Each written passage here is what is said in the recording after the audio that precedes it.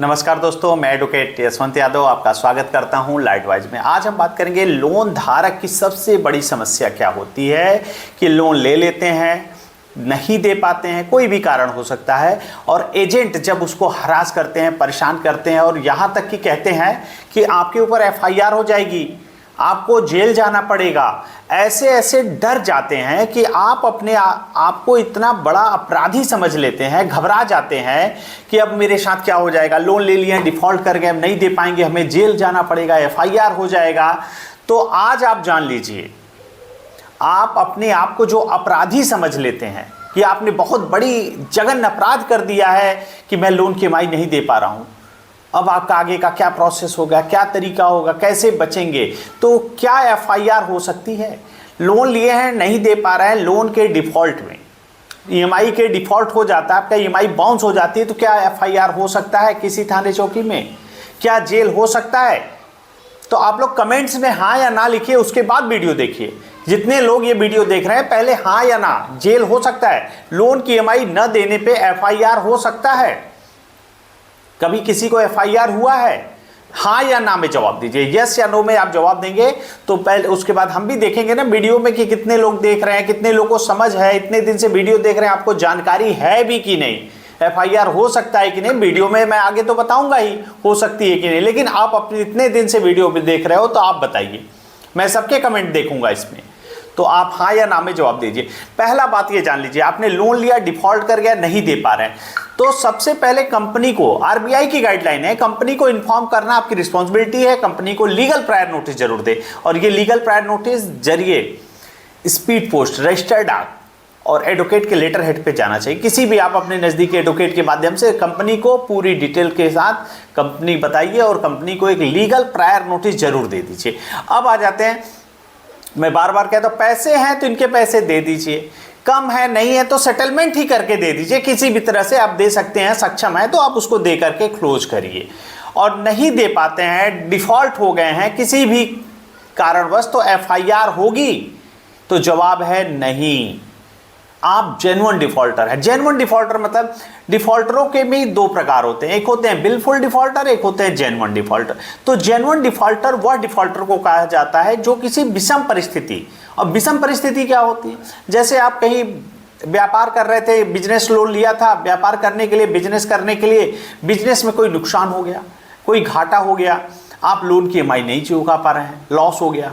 या फिर आपने पर्सनल लोन लिया था, जॉब के लिए लिया था, आपके जॉब को देख करके, आपकी सैलरी स्लिप को देख करके, सिविल को देख करके, आधार कार्ड, सिविल, पैन कार्ड को देख करके आपको लोन दिया गया था, आज आपकी नौकरी ही छूट गई, आपकी सैलरी ही बंद हो गई, तो आप जेन्युइन डिफॉल्टर। या फिर आप किसी कारण और कोई दुर्घटना हो गई आपके साथ, एक्सीडेंट हो गया, कुछ भी दिक्कतें हो गई, पारिवारिक कोई समस्या ऐसी हो गई जिसके कारण आप लोन की ईएमआई नहीं दे रहे हैं, तो इसको किसी विषम परिस्थिति के कारण अगर लोन की ईएमआई डिफॉल्ट होती है तो जेन्युइन डिफॉल्टर है। और जो जेन्युइन डिफॉल्टर है, कंपनी को लीगल प्रायर नोटिस जरूर दे दीजिए, क्योंकि ईएमआई डिफॉल्ट हो रही है, नहीं दे पा रहे हैं, तो एफआईआर तो हो नहीं सकती। तो आपको किसी भी परिस्थिति के कारण यदि लोन की ईएमआई नहीं दे पा रहे हैं तो कंपनी को इन्फॉर्म करना आपकी रिस्पॉन्सिबिलिटी है, और आप कंपनी को इन्फॉर्म जरूर कर दीजिए। अब रही बात एफआईआर, तो जेन्युइन डिफॉल्टर पे एफआईआर नहीं होती। एक होता है बिलफुल डिफॉल्टर। बिलफुल डिफॉल्टर मतलब वह डिफॉल्टर जो जानबूझ के ऐसा कर रहे हैं, जैसे सैलरी स्लिप को उन्होंने एडिट कर दिया, आधार कार्ड, पैन कार्ड में कोई एडिट कर लिया, या कोई ऐसे फेक दस्तावेज कंपनी को दे दिए, तो उस कंडीशन में फर्जी कोई काम ऐसा करते हैं, तब आपके ऊपर एफआईआर हो सकती है। आपके पास है 50 लाख रुपए अकाउंट में, आपको देने हैं 5 लाख रुपए, आप देना नहीं चाह रहे, आपकी नीयत खराब है, तो उस कंडीशन में आप बिलफुल डिफॉल्टर की श्रेणी में आएंगे। लेकिन हमारे ज़्यादातर क्लाइंट जो भी हैं, हमारे जो सब्सक्राइबर हैं, वो जेन्युइन डिफॉल्टर हैं, उनके तो विषम परिस्थिति के कारण ही नहीं, उनके पास 50 लाख होते तो अब दे करके क्लोज कर लेते हैं, उनके पास नहीं रहते हैं। तो कुछ लोग होते हैं वैसे बिलफुल डिफॉल्टर की श्रेणी में आते हैं, तो आपके ऊपर एफआईआर होगा। अब आ जाते हैं, यदि आपको एजेंट डराता है कि आपके ऊपर कानूनी कार्रवाई होगी, एफआईआर होगा, जेल होगा, साफ शब्दों में कह दीजिए आप जाओ एफआईआर करा दो। और आज तक कभी किसी का एफआईआर किए हो तो एक एफआईआर की कॉपी हमें भी दे देना, ताकि मैं देख लूं कि हाँ लोन की ईएमआई डिफॉल्ट होने में आपने एफआईआर थाने चौकी में करा सकते हो।